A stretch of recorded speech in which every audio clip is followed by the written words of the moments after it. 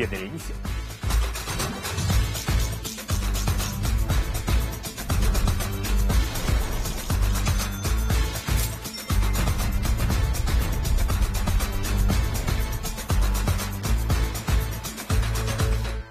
Bon mardi soir, tout le monde. Eh bien oui, c'était jour de budget aujourd'hui à Ottawa et croyez-le ou non, il y avait encore de la place sur la carte de crédit parce que pour l'année en cours, le déficit s'élève à 40 milliards de dollars. Et ce n'est pas un accident de parcours, parce que vous le voyez sur ces prévisions présentées par la ministre des Finances, Chrystia Freeland, on prévoit une lente baisse des déficits sur 5 ans, mais aucun plan pour un retour à l'équilibre budgétaire. Et avec 36 milliards en nouvelles dépenses, on nous a présenté quelques mesures pour aller chercher des revenus additionnels. Les gains en capital supérieurs à 250 000 $ qui seront imposés aux 2 tiers. Bien sûr, il y a aussi la classique hausse annuelle pour les fumeurs, 4 $ sur chaque cartouche.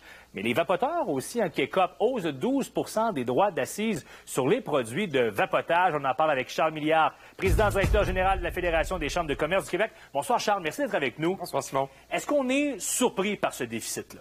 Bien, en fait, je pense que ça a surpris plusieurs personnes que ce ne soit pas un déficit d'une plus grande ampleur parce qu'il y a eu quand même une valse des dépenses qui était importante. 40 milliards, c'est du rouge foncé quand même, c'est un déficit important. Mais quand on regarde sur le ratio de dette PIB, donc 41,9 % de dette sur le PIB, c'est pas si mal par rapport à d'autres pays du G7 à qui on aime se comparer. Alors, il faut le reconnaître. Ceci étant dit, il n'y a pas de retour à l'équilibre budgétaire. Ça, c'est une grande préoccupation. Vous avez raison de le mentionner. Ouais, et on dit que c'est un budget pour l'équité générationnelle. Moi, j'ai plus l'impression qu'on pèle dans le cours des générations futures ce problème-là. Bien, je pense que la réponse est dans le milieu parce que oui, le slogan, c'est vers une équité générationnelle. Je pense que le gouvernement cite des bonnes priorités. Par contre, on se prépare une chicane constitutionnelle. Alors oui, à l'équité générationnelle, mais non aux chicanes constitutionnelles. Effectivement, ce sont des mesures qui coûtent cher, mais qui vont être porteuses quand même pour l'avenir, selon moi. Une des mesures qui fait jaser depuis l'annonce du budget, c'est les hausses de l'imposition sur les gains en capital. Alors, à partir de 250 000 $, ça passe de 50 à 66,6 %. Donc, celui pour qui le fonds de pension, c'est son triplex, ça fait mal, là. Bien, effectivement, parce que l'imposition sur le capital qui va être imposé, c'est oui les chalets, les résidences secondaires, les plex, mais aussi les actions que certaines personnes peuvent acheter. Ouais. Alors, ça devient une source d'inquiétude. Je vous dirais que les Canadiens ont pris connaissance de la nouvelle il y a 2 heures. Donc là, tout le monde est en train de mesurer qu'est-ce que ça veut dire. Ouais. Mais c'est un pas important. C'est une source de revenus extrêmement importante pour le gouvernement. Mais c'est une grande source d'inquiétude pour des couples, pour des gens qui investissent en bourse. Ça a des répercussions qui sont quand même importantes. Alors, on va devoir mesurer ce que ça veut dire. Et surtout, on va voir est-ce que le gouvernement du Québec va vouloir suivre la même tendance qui aurait un effet, évidemment, de potentialiser les coûts encore plus pour ces gens-là. Bon, on va revoir notre planification, évidemment, pour ces gens-là. Pendant les feuillages des dernières semaines, on a entendu énormément parler de logement. Est-ce que ce qu'on annonce aujourd'hui, c'est suffisant? Bien, une chance que le gouvernement s'attaque à ce problème-là parce qu'effectivement, c'est la priorité. J'écoutais des Vox Pop depuis 2 semaines. Tout le monde parle de ça comme la priorité. Ouais. Donc, 8,5 milliards sur 5 ans. On peut discourir sur est-ce que c'est une mesure qui relève des provinces, des municipalités ou du fédéral. Ouais. L'argent est là, ça c'est important, mais il va falloir faire attention à comment on va utiliser cet argent-là. Ce que je trouve intéressant dans le budget, c'est le fait qu'on va utiliser des terrains de Poste Canada, de la Défense nationale, la conversion des meubles fédéraux. Donc ça, je trouve ça intéressant. On sait très bien que dans une ville, il y a une église, une caisse ou une banque, un dépanneur et un bureau de Poste Canada. Alors, ce sont des lieux qui sont bien situés, qui servent beaucoup moins maintenant et qui peuvent contribuer, je pense, à la revitalisation des centres-villes. Moi, je trouve que c'est une mesure intéressante aujourd'hui. Parlons-en justement de défense. On le sait que les partenaires de l'OTAN sont demandés de mettre de l'argent de l'avant, de faire leur part. Les Américains qui mettent de la pression également. Est-ce qu'on en fait suffisamment? Bien, c'est des augmentations de dépenses qui sont importantes. En fait, je suis pas un spécialiste militaire, mais quand on fait partie d'un groupe, les gens du groupe peuvent s'attendre à ce qu'on paie les frais d'inscription du groupe. Alors oui, les gens de l'OTAN demandent à ce qu'on ait 2 %. À terme, on va être à 1,76 %. Ouais.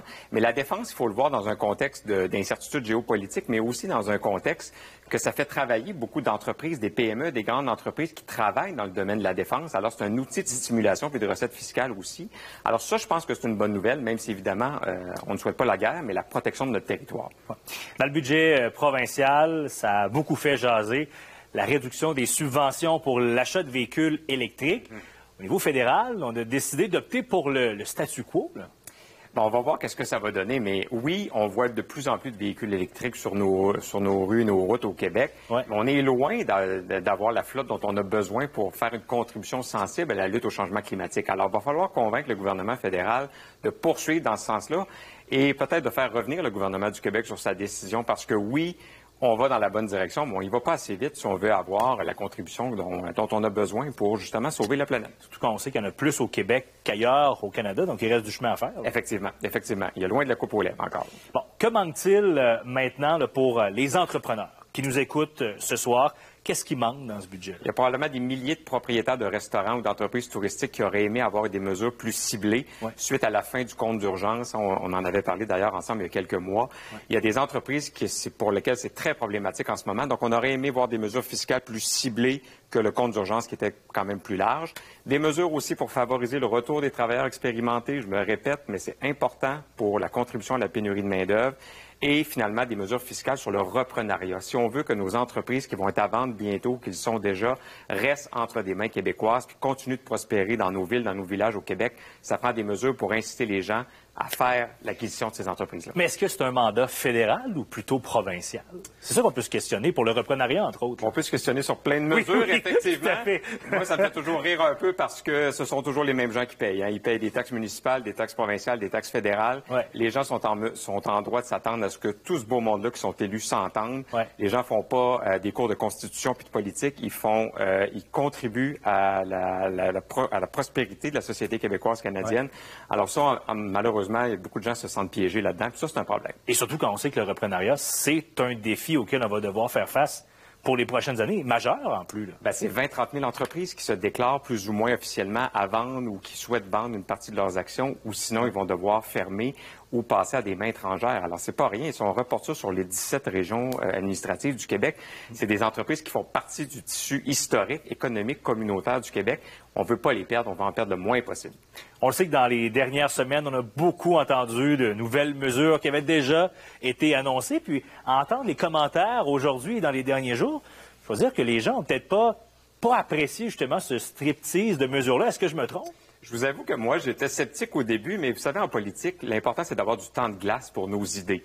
Il faut reconnaître que dans les 3 dernières semaines, les idées ont eu du temps de glace, plutôt que d'avoir un seul article demain matin ou une entrevue ce soir pour parler de 7-8 mesures. Ça fait 3 semaines qu'on en parle. Alors, on verra si d'autres gouvernements vont pas imiter ça, cette nouvelle tactique-là. Voyons voir pour la suite. Charles Milliard, merci beaucoup d'avoir pris le temps de passer nous voir ce soir. À bientôt. Vous avez